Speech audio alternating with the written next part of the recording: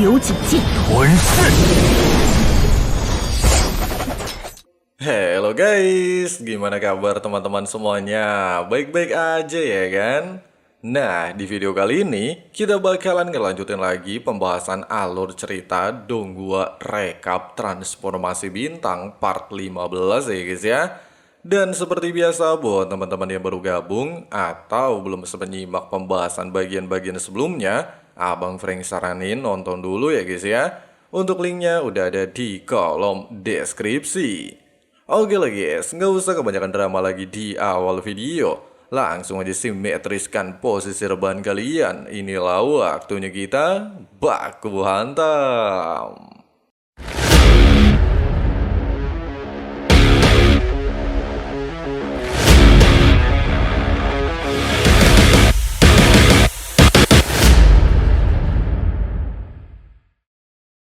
Kedatangan Ao Ming langsung mengubah jalannya pertempuran. Dengan kekuatan naga emas tingkat tinggi yang dimilikinya, bahkan diketahui berada di ranah mistik immortal tingkat 8, dia mampu menekan Zibai dan Sueling sekaligus.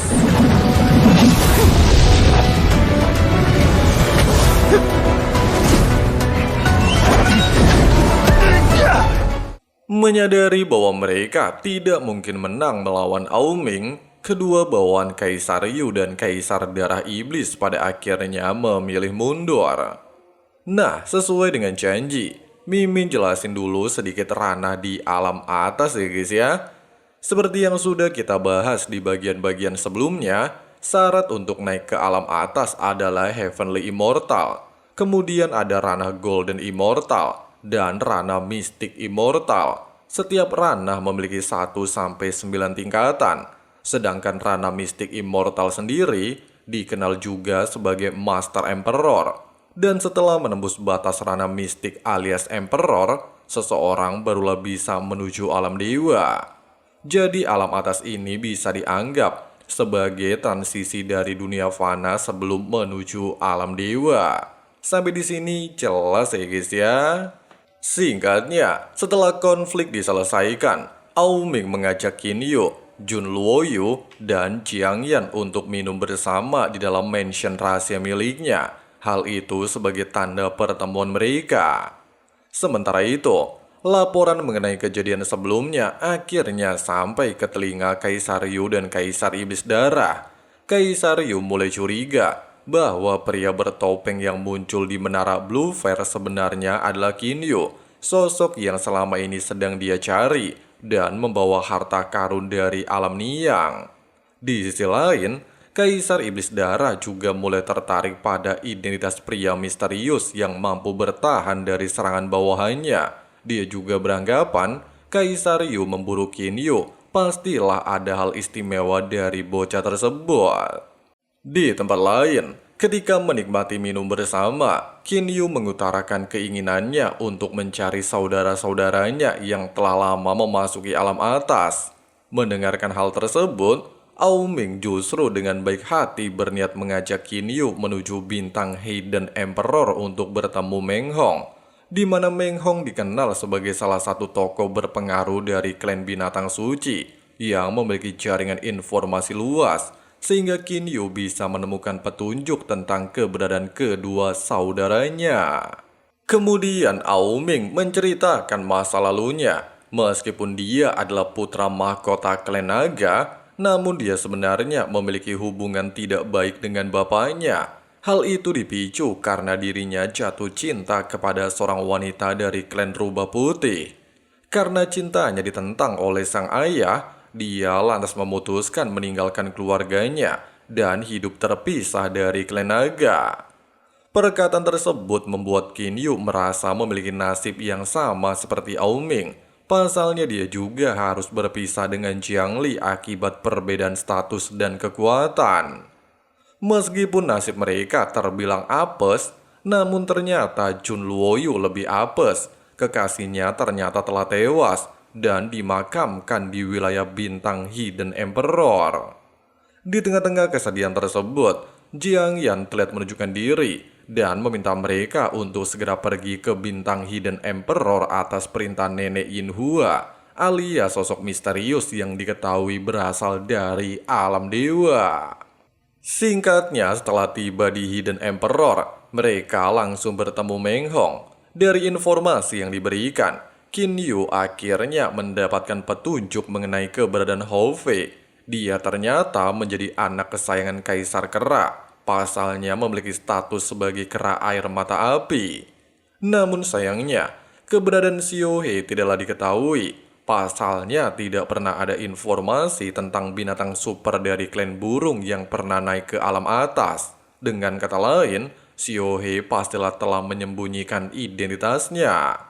Dengan adanya fakta tersebut, Meng Hong lantas meminta Qin Yu untuk sementara waktu bersantai di bintang Hidden Emperor. Sedangkan dia akan mengusahakan mempertemukan Qin Yu dengan Hou Fei. Sambil menunggu informasi lebih lanjut, Qin Yu memilih fokus berkultivasi. Dengan bantuan air mata meteor dan teknik unik yang dimilikinya, kekuatan Qin Yu tanpa terduga berhasil mencapai ranah Golden Immortal tingkat 7. Sementara kultivasi transformasi bintang juga mengalami terobosan.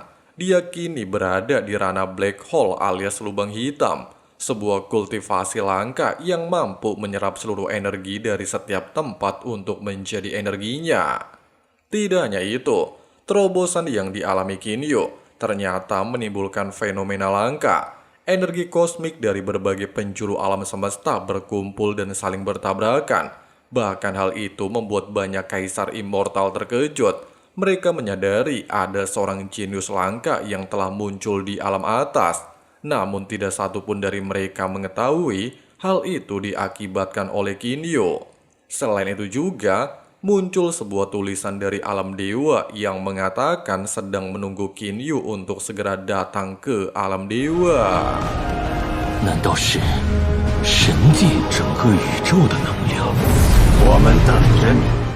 Dengan adanya peningkatan kekuatan tersebut, Qin Yu akhirnya mampu membuka lapisan pertama di dalam pagoda Jianglan. Di sana dia akhirnya bertemu kembali dengan Paman Lan, bahkan mendapatkan kesempatan berlatih di tempat yang memiliki perbedaan aliran waktu. 10 tahun latihan di tempat ini hanya setara dengan sedikit waktu di dunia luar, di mana tempat ini yang ternyata pernah digunakan Hou Fei dan Hai Yu untuk berkultivasi naik ke alam atas. Bersama dengan hal itu, Qin Yu juga bertemu dengan Qiang Li. Pertemuan singkat itu semakin memperkuat tekadnya untuk terus menjadi lebih kuat demi bisa bertemu kembali dengan wanita yang dia cintai. Di sisi lain, Jun Luoyu dan Jiang Yan terlihat berada di makam kekasih Jun. Jiang Yan memilih meninggalkan Jun sejenak agar pria itu dapat mengenang orang yang paling dicintainya. Namun di balik ketenangannya, Jiang Yan merasa sedikit kecewa. Pasalnya Jun Luoyu masih belum mampu melupakan wanita tersebut. Tidak berselang lama, Jun Luoyu merasakan adanya gangguan energi yang tidak biasa. Ekspresinya langsung berubah serius. Tanpa membuang waktu, dia segera bergegas menuju sumber energi. Di tempat lain, Qin Yu ternyata sudah berhadapan dengan Sui Yi alias guru dari Guanyu. Sui Yi datang untuk menuntut penjelasan atas kematian muridnya. Qin Yu menjelaskan bahwa Guanyu tewas karena berusaha melakukan tindakan keji terhadap seorang gadis. Namun penjelasan itu sama sekali tidak membuat Sui Yi menerima kenyataan. Amarahnya justru semakin memuncak. Dia bersumpah akan menghabisinya, sehingga baku hantam tidak bisa terhindarkan.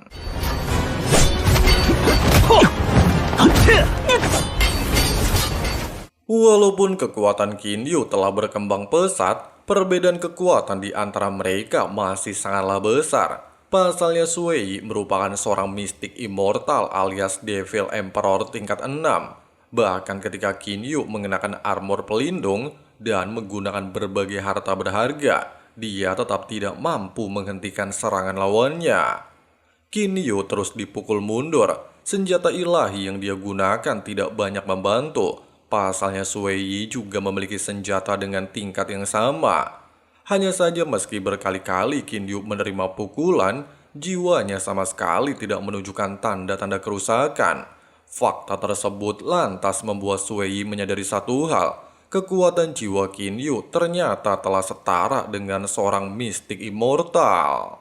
Sementara itu di kejauhan, Lin Lin dan kakeknya alias Kaisar Lin terlihat mengamati jalannya pertempuran.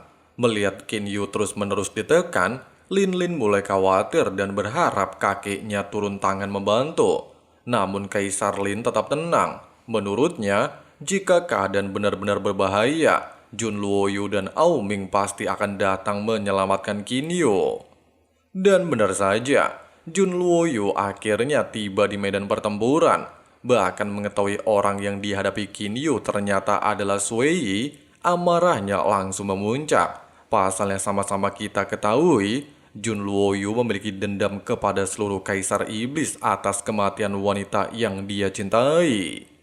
Bukannya takut, Sui Yi sengaja memancing kemarahan Jun Luoyu dengan menceritakan bagaimana wanita itu memohon ampun sebelum akhirnya dibunuh.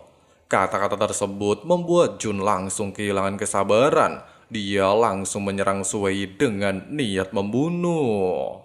Di saat pertarungan berlangsung sengit, Qin Yu memanggil Lan Feng untuk membantunya, bahkan menggunakan bentuk tubuh yang sama seperti dirinya, dan seolah-olah seperti sebuah klon. Namun sayangnya, meskipun sudah mencoba melakukan segala cara, perbedaan kekuatan sama sekali tidak bisa ditutupi. Bersama dengan hal tersebut, Jiang Yan akhirnya tiba di tempat ini.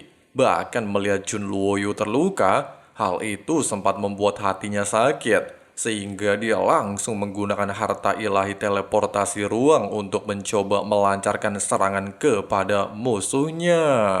你说宝物再多，修为再高，你有本事，你有本事别跑啊！ Merasa muak dipermainkan oleh seorang wanita, Sui Yi lantas mencoba menyerang Qin Yu dan Jun Luoyu secara diam-diam. Namun sebelum berhasil, Ao Ming akhirnya muncul dan menghalangi serangan tersebut. Ao Ming juga menegaskan bahwa Qin Yu dan teman-temannya berada di bawah perlindungan klan naga, sehingga dia tidak akan membiarkan siapapun menyakiti mereka. Tepat ketika situasi semakin memanas, Kaisar Iblis Darah Sui Tianya akhirnya menunjukkan diri, sehingga membuat Jun Luoyu semakin emosi. Dan dari percakapan mereka, terungkap fakta mengejutkan, di mana Sui adalah putra kandung Sui Tianya. Sedangkan putrinya yang selama ini dikenal banyak orang ternyata hanyalah anak angkat. Dan yang lebih membagongkan, putri angkat tersebut adalah kekasih Jun Luoyu yang udah wafat di tangan Sui Yi. Fakta tersebut semakin membuat Jun Luoyu emosi. Dia menyalahkan Sui Tianya atas kematian wanita yang dicintainya. Menurutnya, Kaisar Iblis Darah telah menghancurkan kebahagiaan wanita tersebut demi ambisinya sendiri. Namun Sui Tianya tidak memperdulikan hal tersebut. Dia juga menegaskan pernah berjanji kepada wanita itu untuk tidak membunuh Jun Luoyu. Karena itulah Jun masih hidup sampai detik ini. Mengingat janji tersebut, Sui Tianya memberikan tawaran. Dia bersedia melepaskan semua orang asalkan Qin Yu ikut pergi bersamanya. Namun jelas Ao Ming dan yang lainnya langsung menolaknya. Mendapatkan penolakan tersebut, Sui Tianya tiba-tiba melepaskan teknik badai darah yang langsung menjebak seluruh anggota Qin Yu. 为师总算为你报仇雪。 Tepat ketika semua orang mulai putus asa, sebuah serangan dahsyat tiba-tiba menghancurkan badai darah, di mana hal itu dilakukan oleh Kaisar Lin alias kakek Lin Lin. Kedatangannya langsung mengubah keadaan, bahkan Sui Tianya langsung kena mental, sementara Kaisar Lin tidak menyembunyikan kemarahannya dan menegaskan, dikarenakan Sui Tianya telah gagal mendidik putranya dengan benar, maka dia sendiri yang akan memberikan pelajaran. Perbedaan kekuatan dengan Kaisar Lin seketika membuat Sui Tianya tidak bisa berbuat apapun selain meminta maaf. Namun Kaisar Lin tetap memberikan 3 syarat sebagai hukuman. Syarat pertama, kaum iblis tidak boleh lagi memasuki wilayah kekuasaannya sesuka hati. Syarat kedua, Sui Yi harus menerima hukuman secara langsung. Syarat ketiga, Sui Yi wajib meminta maaf kepada Qinyu. Walaupun sangat enggan, Sui Yi akhirnya menuruti semua syarat tersebut. Kaisar Lin bahkan menanamkan segel di tubuhnya. Segel itu langsung membatasi kekuatan Sui Yi. Dan jika dia mencoba menggunakan kekuatan secara berlebihan, tubuhnya sendiri akan hancur. Setelah semua masalah selesai, Kaisar Lin menyatakan bahwa masalah ini dianggap berakhir. Namun jika kejadian serupa terulang lagi, dia sendiri yang akan menghukum mereka tanpa ampun. Tidak lagi banyak berbicara, Sui Tianya langsung membawa putranya meninggalkan tempat ini. Setelah ancaman berakhir, Jun Luoyu memutuskan untuk meninggalkan Qinyu sementara waktu. Pertempuran hari ini membuatnya sadar bahwa kekuatannya masih jauh dari cukup untuk membalaskan dendam kepada Kaisar Iblis Darah. Karena itulah, dia bertekad menjalani kultivasi tertutup dan menjadi lebih kuat. Singkat cerita, Qinyu kembali fokus pada kultivasinya. Dengan perlindungan klan naga dan dukungan Kaisar Lin, dia akhirnya bisa tenang untuk sementara waktu. Dalam pengasingannya, Qinyu mulai memahami hukum ruang dan alam semesta dengan lebih dalam. Dia menyadari bahwa selama ini terdapat kekuatan domain yang membatasi pergerakannya. Berkat pemahaman baru tersebut, dia mulai menciptakan beberapa teknik baru yang terinspirasi dari mata air meteornya.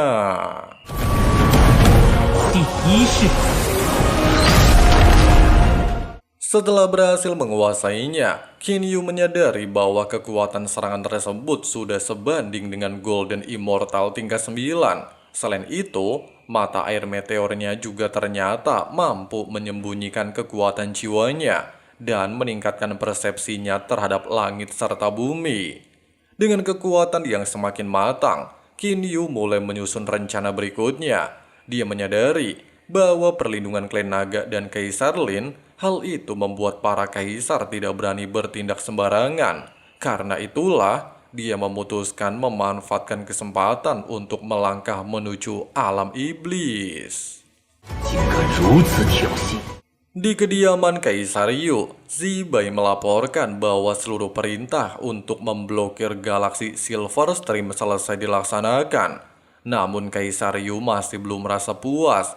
Dia masih penasaran apa saja rahasia yang disembunyikan Qinyu. Dia juga heran apa sebenarnya asal-usul paman misteriusnya. Sementara itu, ketika Qinyu berusaha meninggalkan galaksi Silver Stream, seluruh jalur teleportasi antara bintang dijaga sangatlah ketat. Bahkan para penjaga menggunakan cermin kebenaran untuk mengungkap siapapun yang sedang menyamar. Meski telah menyadari situasi tersebut, serta mencoba mencari jalur lain, tetapi semua formasi teleportasi telah diblokade. Di saat mencari jalan keluar, Qinyu tanpa sengaja menemukan sebuah planet bernama Bintang Daun Merah, tempat Sekte Pedang Giok berada. Sesampainya di gerbang sekte, Qinyu mendapati gerbang dilindungi metode rahasia yang membuat orang luar tidak bisa masuk. Tapi untungnya saja, dia melihat seorang keluar dari portal dan memanfaatkan kesempatan untuk menyelinap masuk. Di dalam wilayah sekte, dia tanpa sengaja mendengar percakapan Panlan dan keponakannya yang baru saja memperoleh sebuah harta ilahi setelah membunuh para penjaganya. Mengetahui mereka membawa barang penting, Qinyu segera bertindak. Dia membunuh keponakan Panlan dengan sangat mudah. Kemudian menangkap Panlan dan membawanya ke dalam alam Jianglan untuk mendapatkan informasi. Dari informasi Panlan, Qinyu mengetahui bahwa Yu Qingzi alias pemimpin Sekte Pedang Giok sekaligus salah satu dari 36 penguasa di bawah Kaisar Yu sedang berada di aula puncak gunung. Setelah mendapatkan informasi yang dibutuhkan, Qinyu tanpa basa-basi menghabisi Panlan dan merebut harta yang mereka bawa. Dengan menyamar sebagai Panlan, Qin Yu berhasil menemui Yu Qingzi tanpa dicurigai, berpura-pura ingin menyerahkan harta rampasan. Tepat di saat Yu Qingzi membuka harta tersebut, Qin Yu langsung melancarkan serangan mendadak. Meskipun serangannya berhasil melukai Yu Qingzi, tetapi tidak mampu membunuhnya secara langsung. Bahkan Yun Fan yang sedang berada di sekte tersebut juga menunjukkan diri, sehingga pertarungan akhirnya pecah, di mana Yu Qingzi langsung menggunakan formasi mematikan untuk mengurung Qin Yu.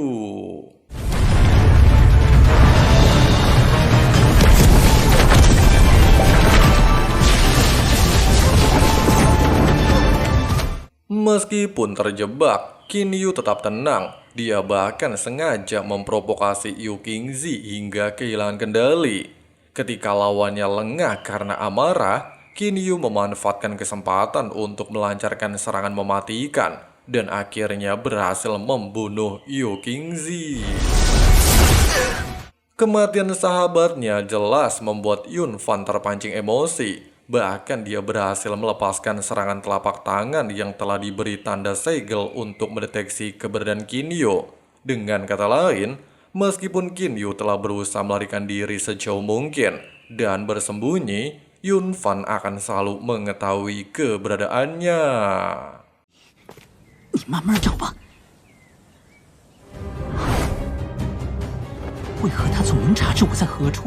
Tidak lagi memiliki cara melarikan diri, bahkan menyadari tidak bisa menghancurkan segel di dalam tubuhnya, Qin Yu sempat ingin melakukan perlawanan. Tapi sayangnya, dengan perbedaan kekuatan cukup jauh, Qin Yu masih bukan tandingan meski telah melepaskan berbagai teknik barunya.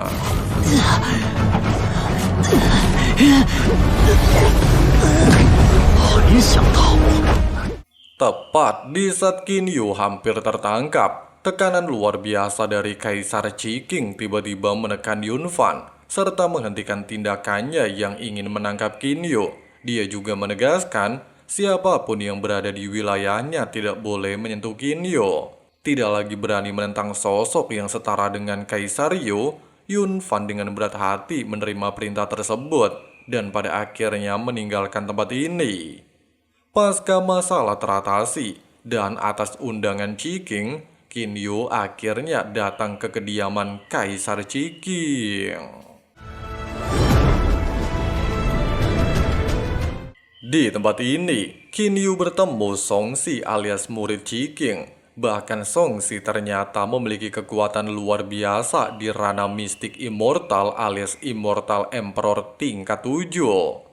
Tidak butuh waktu lama, Qin Yu akhirnya benar-benar bertemu dengan Kaisar Qi, di mana sang kaisar mengungkapkan fakta mengejutkan. Dia menolong Qin Yu bukan atas kemauannya sendiri, melainkan atas perintah sosok misterius yang dikenal sebagai Nenek Yin Hua, di mana si nenek ternyata telah memperhatikan Qin Yu secara diam-diam setelah dia tiba di alam atas. Tidak hanya itu, Qi juga mengajak Qin Yu untuk menemui kedua sahabatnya yang sudah ada di tempat ini.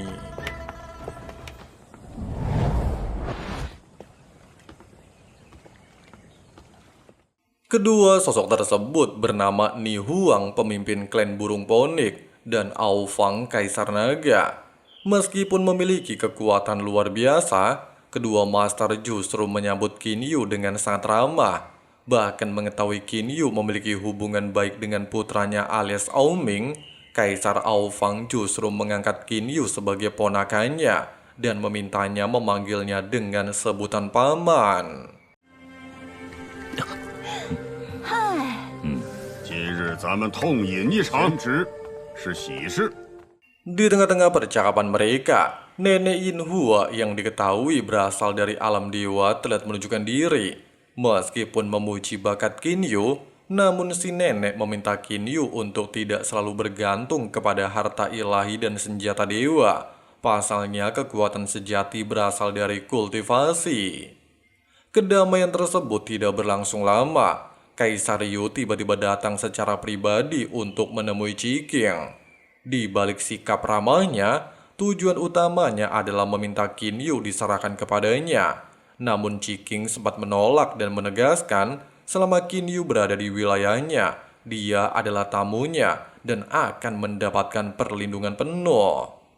Tepat ketika perdebatan semakin memanas, Nenek Yin Hua justru meminta Ciking membuang Qin Yu keluar dari wilayahnya. Bahkan mendengarkan perintah tersebut, Ciking tidaklah menolaknya. Dia lantas menggunakan kekuatan teleportasi untuk membuang Qin Yu sejauh mungkin dari tempat ini.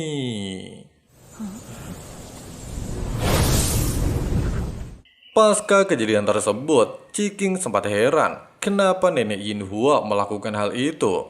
Tanpa menjelaskan panjang lebar, si nenek hanya mengatakan kalau Qin Yu harus dilatih menghadapi situasi hidup dan mati sebelum bisa memikul tanggung jawab besar di masa depan. Singkat cerita, pengejaran besar kembali terjadi. Kaisar Yu sendiri sempat menawarkan keselamatan kepada Qin Yu, asalkan dia menyerahkan spektrum bintang dan gulungan ilahi. Dia berjanji akan membebaskannya. Namun Qin Yu jelas menolaknya.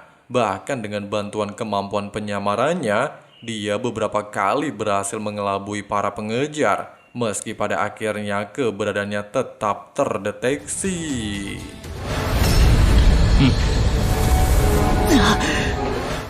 Di tengah-tengah pelariannya, Kaisar Iblis Suetianya justru menunjukkan diri dan berniat mendapatkan harta milik Qin Yu.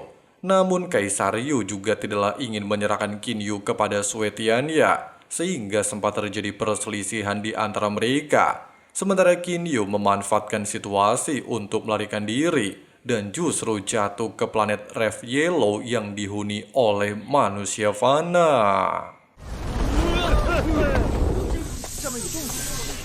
Menyadari tempat ini hanya dihuni oleh manusia fana, Qin Yu sempat teringat dengan dunia bawah. Bahkan ada seorang bocah seperti keponakannya yang meminta Qin Yu mengajarinya berkultivasi. Tapi tiba-tiba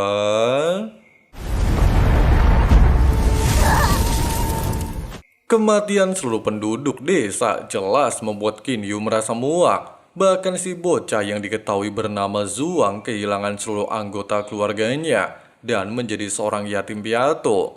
Namun menyadari tidak memiliki kekuatan untuk melawan, Qin Yu segera memilih membawa si bocah memasuki mansion 9 pedang.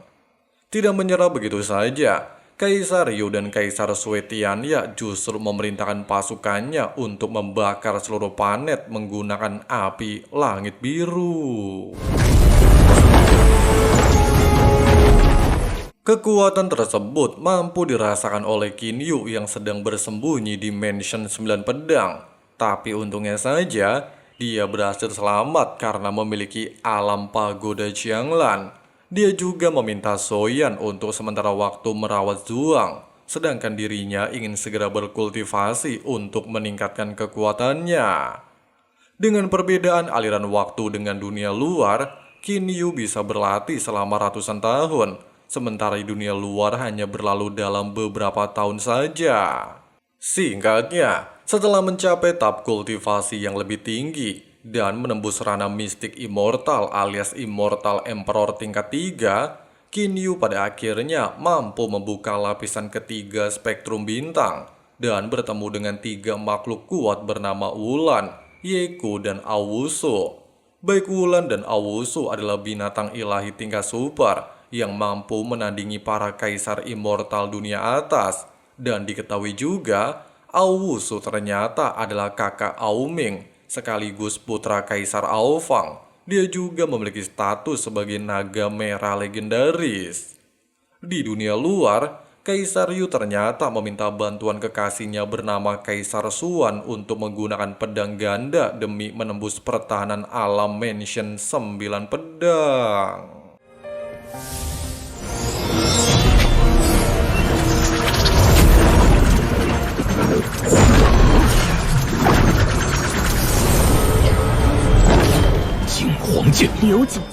Bukannya mendapatkan hasil, mereka justru dikejutkan dengan kemunculan naga merah Awusu. Bahkan dengan kekuatan luar biasa mengerikan dengan garis murni naga merah legendaris, Awusu mampu dengan mudah menghabisi para Immortal Emperor dan memukul mundur Kaisar Yu beserta antek-anteknya.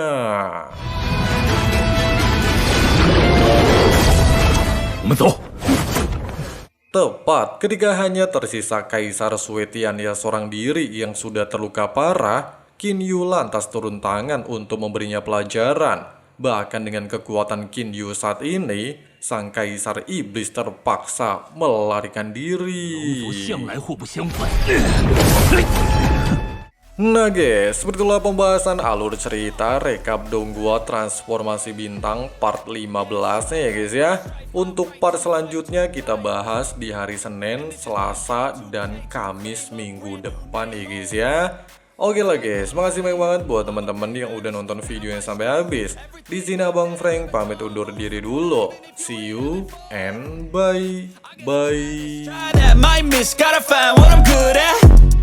I guess I look here, look there, over where am I scared, where am I at? I gotta make it in this life, whatever makes me happy, know I'm doing things right. Sipping in the summer on a goose and Sprite, or find a nightclub for the end of the night, oh. And we all got dreams, we all want things, but what you gonna do for it, how you gonna move for it, what you gonna be?